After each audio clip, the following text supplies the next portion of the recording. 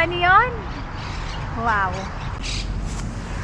Kumusta naman ang lahat dyan? Dito, malamig na ng konti sa Israel. Chinek ko kanina, 22 degrees yung temperature, but feels like 25.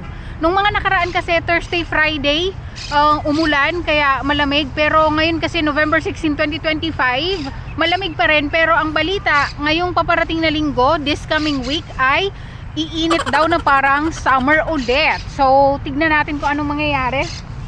Sa outfit check muna tayo bago kumain ng pomegranate.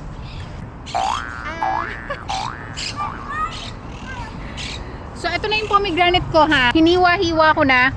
Ika-ano ko na pala ngayon, day 20 ng pagkain ng pomegranate. Alright? So, kain na tayo.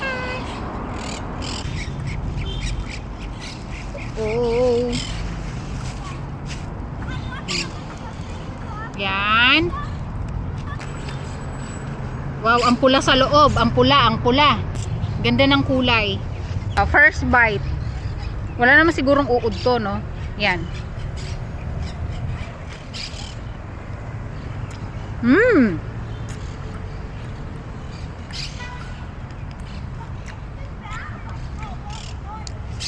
Juicy.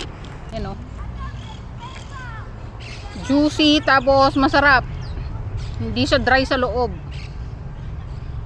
Buti naman. Yan. Ayan na ang place ko ngayon. Ang daming puno.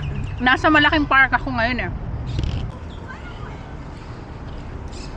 Ay!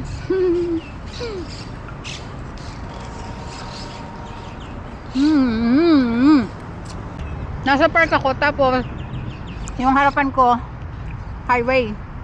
Yan.